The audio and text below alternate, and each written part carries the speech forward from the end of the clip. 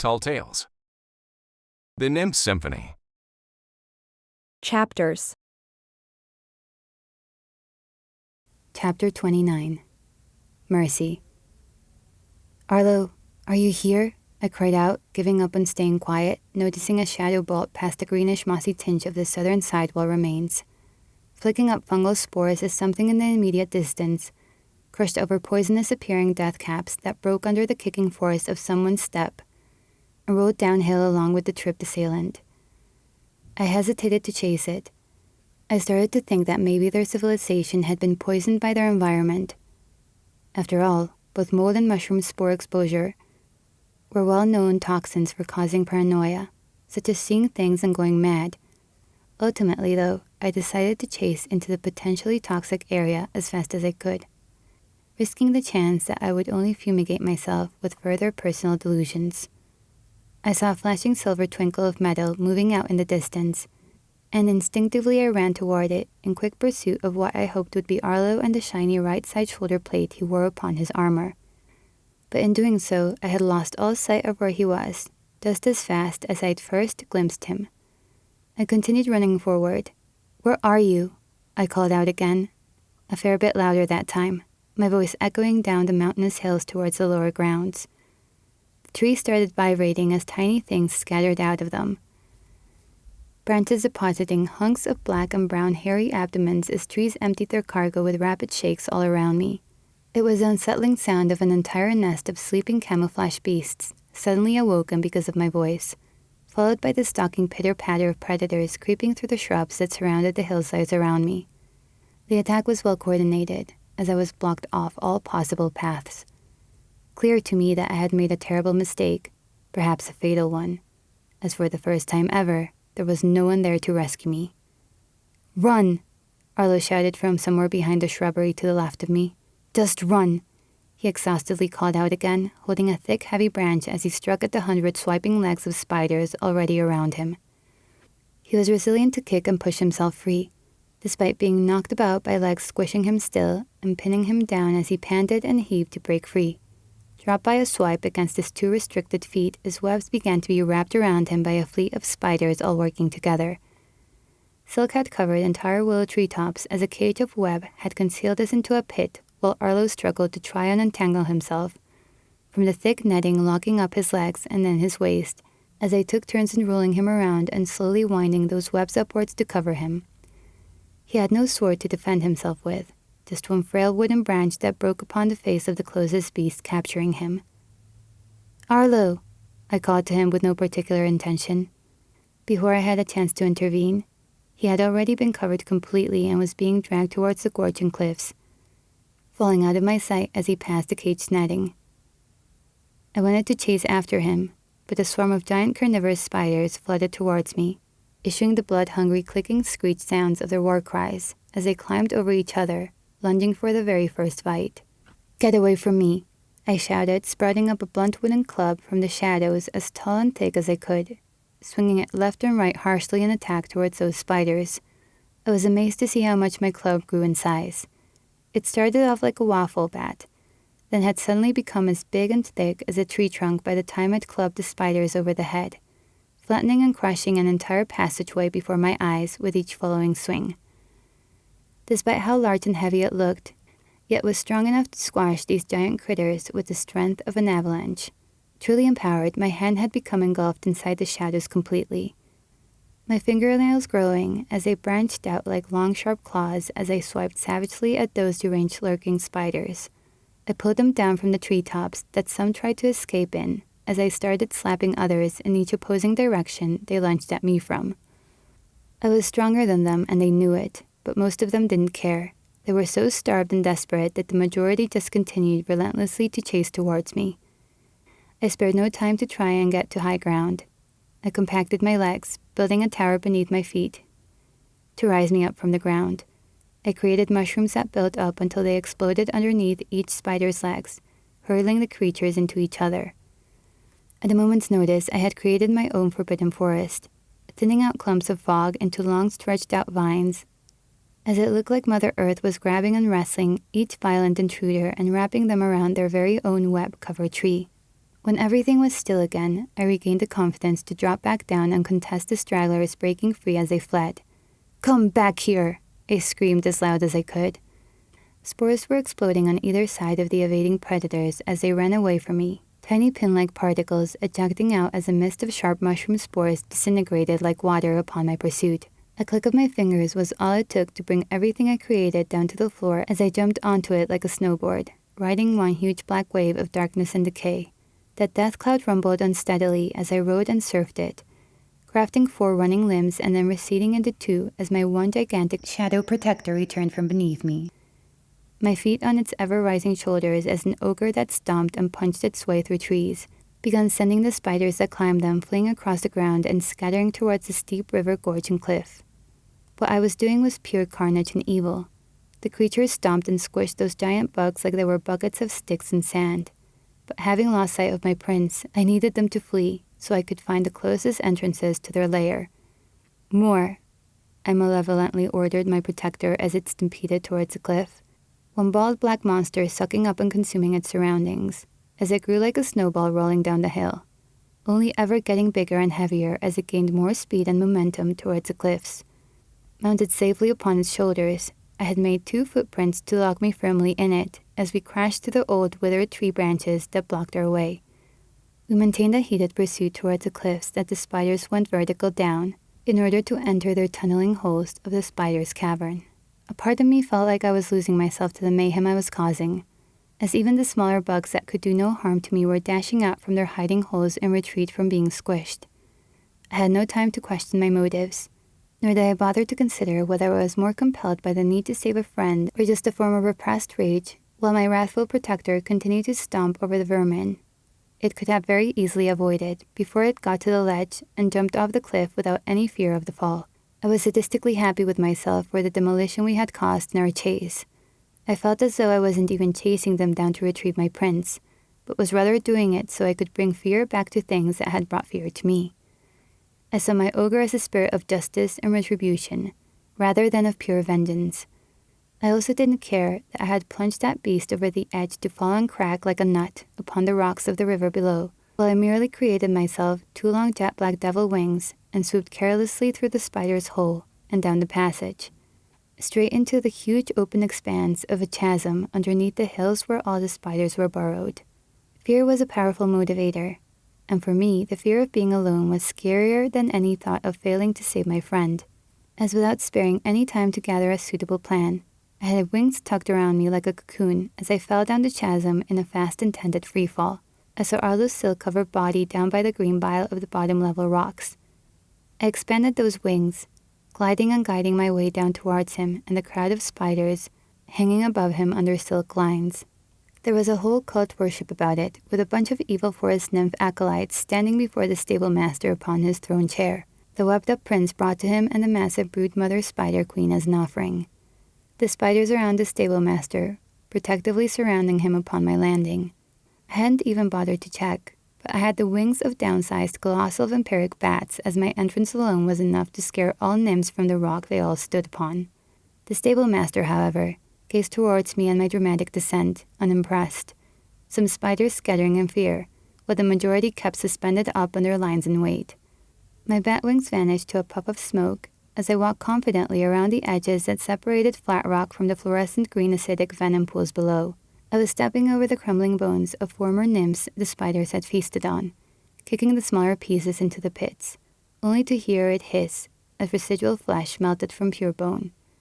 Determined to not let that happen to my prince, I took one step too close to the prince and where he laid wrapped up, setting the vast majority of the spider colony to drop down their vines slightly in silent warning of an attack upon me. Still staring me down, the stable master jumped up from his stone throne seat, situated in the middle of his green-moated rock island. He then proceeded to pull out 2 small tomahawks from a tattered loincloth that served only as a belt to hold both weapons. I wasn't sure if he could speak or not, but it was clear that he was attempting to match his aggression to that of my own bold entrance. The stable master and the spiders all looked to me as if I were fighting because I wanted their food for myself, and that left us in one prolonged stalemate. The stable master's resilient stance almost symbolic of someone wishing to duel for the rights to his spoils. In my head, I knew what I was doing was foolish, as there was no shadow I could conjure that would be able to save me from the toxic cauldron of corrosive venom in the green pools below. Even upon the rock we stood upon, there were areas of drool dripping down from the above spider lines of which I had to stay away from. But as it seemed to appear, the brawl I was entering involved only the two of us, and that perhaps meant the spiders upon each corner of my eye were going to keep to their lines above, free of intervention, while he and I battled it out like animals upon their floating island rock. The rock itself was sturdy, but could sink in and tip if too much pressure was put into any one particular corner. A balance that had to be maintained while we both stood at opposing corner edges with the prince in the middle. The brood mother appeared to descend down towards the rock, hanging overhead as the true ringleader of the chasm, one gargantuan fat-bellied tarantula that wished only to observe me from a safe distance above the island we stood on. The stable-master waved his axis in and up and back, directed towards himself while he stood in one forward-facing dueling stance. His knees were bent as he licked his lips in some last-minute preparation for making me part of his dinner plans. The man still had tattoos all across his skin, just like the man I knew back home.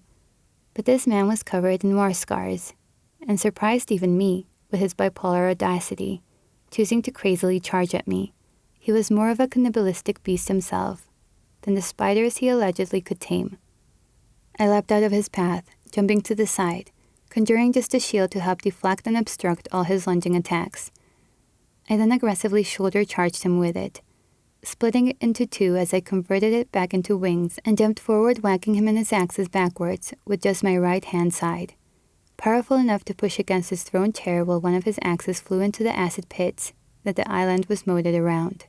Enraged and humiliated, he screamed with an attempted roar, only to throw the other axe to me, leaving me to humbly wing-clip and slap that axe away. Upon backpedaling in unarmed fear, he fell and tripped over Arlo, who remained motionless like a log, trapped inside his webbed cocoon. The stable-master's stumble was enough to spook the prince to life, shaking and wrestling as he attempted to rock himself to freedom. His efforts futile as all he did was rock himself dangerously closer to the ledges. His own shadows were arising out from under the cocoon to restrain him, resembling the roots of trees as I had to wrap them constrictively just to force him to remain safely still, realizing it was imperative that I keep the fight on the other side away from him. My interest in his safety for something other than food had finally dawned on the stable-master, who signaled with a wave and skittish clicking mutter to the spiders above to collect their motionless bounty. The stable-master's face was red with both rage and frustration as he seemed to have lost all of his confidence in doing it himself. "Got her," he yelled to his kin, followed by further teeth chattering as he impersonated the spider's unique slithery language. It interested me to know he still spoke my language, but I had no choice but to back up towards the entrance of the lurking spiders descending down towards the rock. The sheer weight of each spider body added to the island was upsetting the floating balance of the rock and reducing its sinking size further into the acid pits. I cupped my pendant, looking around while countlessly outnumbered. I was smothering that glowing necklace shard with my hands, trying to string together as many swarming shadows as I could, tiny reptiles slithering between the spaces of my fingertips. I tried throwing orbs of scrunched-up lice, forcing multiple balls of them to fly into swarms as a locust of fleas grew and morphed into the pin-sized shapes of miniature dragonflies that stabbed at the spiders with their pointy, venomless pincer tails. I had but 2 protective wings and a bunch of insignificant sewer parasites to help scare things away. I was up a creek with no paddle, and this creek was brighter and hotter than any boiling river I dare thought hell would be capable of. I felt the movement and shake of cave walls, a pathway down the old bark bridge exit shaking like it were calling attention towards itself. Upon it, the ogre I made in sacrifice had returned, pieces of its body reassembling itself just like one of Midas's clockwork creations. It looked ferociously mad at me, the way it ran up and lunged up the rock cliffs of the winding tunnel track, vaulting in the air as if it meant to crush and flatten me where I stood. I abandoned every summoned minion at my disposal as I raised my hand to the sky in an attempt to dissolve it. Nothing happened. The shadow was self-sufficient and outside of my own temporal control. I thought that was the end of me. I even closed my eyes, not wishing to see its judgment coming down upon me, only to see one spider screech as 2 big fat shadowy blobs tumbled down the walls and toppled into the bioluminescent emerald poison below. "My queen," shrieked the stable master, running up to the highest point of his rocky throne seat to watch as the queen spider sunk and melted alive. The splash of the bile sending some spiders to fall into the acidic bile, just as others jumped and skittered away in attempts to dodge the rain. I jumped onto my prince, my wings hissing as they boiled and melted over my head as I blocked both him and myself from the raining fallout. The rock island fell completely absent of all critters as I took the chance to run up to the deranged man sitting still in pain as small areas of his hair and skin melted away. I screamed, my hand thick and covered in black padded armor, nails wrapping around the stable master's neck like claws. The power of my voice on top of it, ferociously echoing across the chasm and its hollow middle expanse. A proud moment of triumph for me, only to look across the acid moat that surrounded this island and see a runt spider with a scar, much like Valis, fully swallowed into the pit. The deranged stable master didn't seem afraid of me, nor a great deal aware of where he was. My scare tactics were not as effective as I thought, considering I'd extended the length of my phantom arms enough to hold him over the cliff's edge just above the toxic bile. I could feel the rapid pounding of his racing heart, but yet still couldn't seem to gain his attention as his eyes merely swirled under a deep hypnotic trance of lengthy delirium. "You're too late," he said to me before chuckling, laughing psychotically as his eyes went back to wandering the globe, accepting his death. "He's already been bitten," he said with a second sinister chuckle, pointing to the prince as he continued to squirm weakly for freedom. "You might as well leave him here. It'll be better that way." "Why? Why did you do this?" I demanded angrily, ready to drop him, looking into two whirling eyes absent of all sense of self and soul. A small time passing without a response while he drifted to and out of consciousness, deliriously just staring up towards the cavernous tunnels high above, lost to the world completely, wasting vital time on a madman as I tried to resist all frustrated temptation to lighten the weight on my arm and let him go. I didn't, though. Whether that was because of mercy or civil decency to consider someone sick instead of someone beyond salvation, I couldn't say. I threw him back onto his throne to squander in agony so I could check on Arlo. I resummoned my ogre protector. It rose up once again like an iceberg on the rock being built by the hailstorm of all four corner walls of the chasm. I needed it thick and heavy so that it could lift the tied-up prince. It took him in one hand and me in the other, fleeing from the lowest tunnel it came from as we made our escape. Like a field hopper, the size and shape of a freakishly large man, it jumped the gorge of where the bark bridge used to reside, landing us upon the lower cliff's edge of the mainland side, as once again we were outside, overlooking the stars and sky via a whole new rejuvenated setting. It was no longer a still and clear cloudless night. Hitting my skin were sprinkles of a monsoon level downpour of rain. My ogre put us down safely and carefully, its large faceless exterior bending down over us, protecting us from the rain like an umbrella as I began to stretch and tear away at the thick silk covering Arlo.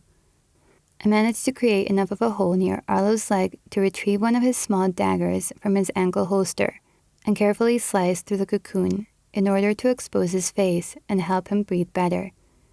I was afraid of how motionless he was being, as once I uncovered his face, I could see his eyes were closed. At first I thought there was a chance he had no air in that cocoon, despite the many tiny holes abundant across the rushed weaving of the silk cloth. "Please tell me you're okay," I pleaded, placing a hand on his cheek to check for warmness. His eyes half opened as I said it, a small amount of warmth across his cheekbones as he evaluated the sky with a similar delirium to the madman I had just held before. "It's the sun," he responded. Okay, I said back, smiling and relieved, thrilled to receive any response at all, regardless of how random it was. My grief returning quickly, though, as I tried to cut open more of the cocoon in order to let him out. "It's not the moon," he then mumbled, seeming to be hallucinating, as he waved his recently freed hands weakly towards the night sky, my eyes veering down to see two fresh fang marks across his exposed arm, covered under small smears of his blood. His veins blue and enlarged as they grew outwards from the site of the bite mark. "Okay, just stay with me," I begged him. "You've been bitten, Arlo, and you need to tell me what to do," I pleaded, not knowing a single thing about field medicine or first aid. "It's okay," he replied, voice weak but calm. "It'll be fine. Just go get the doctor for me, okay?" "Arlo, I yelled in a more flustered panic. "There is no doctor out here," I said, unable to sugarcoat the situation, considering how much I needed him to help me. He had no idea about it, not until he looked down at himself to see the 2 huge fang marks on his left arm and the blue veins trailing from them, tracing all the way up past his shoulder blade as the spider's venom crept towards his heart. There was a tear in his eye as he refused to look back down at it. He was wary but alert again, too distraught and expressionless to notice me in my own state of shock. I had pressed my hand to my mouth, fighting off tears and the urge to scream as I tried to reveal to him how little control I had upon the situation. "What do I need to do, Arlo?" I said to a tearful plea and cry. There was a look of fear and disheartening angst in his eyes as he looked up at me, unable to hide his own acceptance of what was surely to follow a bite from our spiders without the anti-venom, a motionless paralysis before convulsion, comatose, and death. "I'm going to get help," I cried, standing up while he lay stiff inside the same tombing cocoon. He grabbed my arm before I could get up. Don't leave me," he whimpered, the pale blue paralysis already kicking in as his arm remained frozen in clench of mine. I had to yank his hand off me before reaching to hold it. There was more I think he wanted to say, but rather than agony or pain, he seemed to just be fighting to keep his eyes open, almost as if he were already unable to speak anymore, but was instead strenuously trying to resist the desire to sleep and slip into his unavoidable slumber. All I could do was stare at him, sitting there on the grass of a forest amidst a cold growing storm, just as numb and motionless as he had become, truly unable to feel, think, react, or even understand. I was just sitting there pointlessly, doing nothing as I watched him die, a strange world spiraling around us, helpless to interact with any of it, my own inability to react to something slowly killing my only kindred soulmate. "I need to get you help, Arlo," I cried to him, trying to pull away from his motionless body, but stuck down by a clammy cold pale hand gripped around mine. "Arlo, please," I said again, unable to affirm any response out of him. No, this isn't happening. Just wake up, please," I cried out loudly. "Someone help me," I shouted throughout the forest, only an ogre above us looking back at me sympathetically. I put my hand onto Arlo's forehead, running my fingers across his hair and onto the side of his face, hoping for some form of twitch or movement of his eyes. Our hair and clothes were getting wet and cold through the splashing trickles of puddles forming on the mud-soaked grass of the cliff's edge as I looked out towards the colorless cliffside expanse, rain dripping faster than my tears as I prepared to kiss Arlo a final goodbye. "He wasn't wrong, you know," a soft female voice said from the trees above, stopping me from my surrendering farewell as I looked up, ecstatic just to hear the sounds of a familiar voice there to help me. "This is the sunniest morning we've had in years." I had almost forgotten what rain actually felt like. "Who's there?" I called out. "But it's typical, though," said the voice of a girl as she dropped down from the canopy, the splash of her boots against puddling ground drawing my gaze to the tree she had jumped down from. The figure wore a shroud and her face covered by a bright blue scarf. She aimed at me with what looked like Zephyr's infamous gold bow, an arrow pointed at my heart in her cautious approach. "He isn't good for you, you know, always getting himself injured and leaving you to leap into the oblivion in chase of him. At least that's how I remember it," she said, her voice and facial shape identical to Anera's, but just with a more sinister and malevolent tone to her voice. "As the other one said, you would have been better off leaving him there to a quick death." "Anera," I called out to her in that short distance away, knowing it was her despite the shroud. "You're a medic. What do I do?" I frantically cried out to her, unsure of why she was just standing there, pointing a bow at me rather than saving her dying brother. "Please save him. Save your brother," I demanded. "I'm not a medic," she protested. "Do something, please.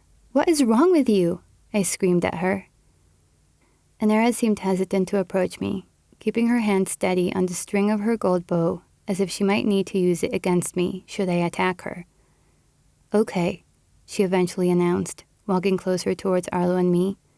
"Best you don't look, though," she said, only to aim that arrow directly toward Arlo's heart. "No," I shouted, my ogre slapping the bow from her hands angrily as she jolted backwards in trepidation of its size and hostility. "What are you doing?" I yelled, one look into her deep blue eyes, confirming she couldn't be the princess I knew and loved. At least not anymore. Anger and disdain towards my prince was most evident across her face, making it seem as though she had no qualms about watching her brother slowly die. He has mere minutes left till the venom hits his heart. I'm sorry, but he's beyond saving, Kaya. It's kinder to kill him quickly, she said, retrieving her bow from the ground. Anera, please, I begged, jumping up and standing between her aimed arrow and the prince upon her withdrawing of it. There has to be something you can do, please. I'm sorry for your loss, but I can't save him, Kaya, she confessed, suddenly sympathetic to the situation, staring at me as I dropped back down to the floor to sit beside my prince one last time. But if you hurry, maybe there's a chance someone else can.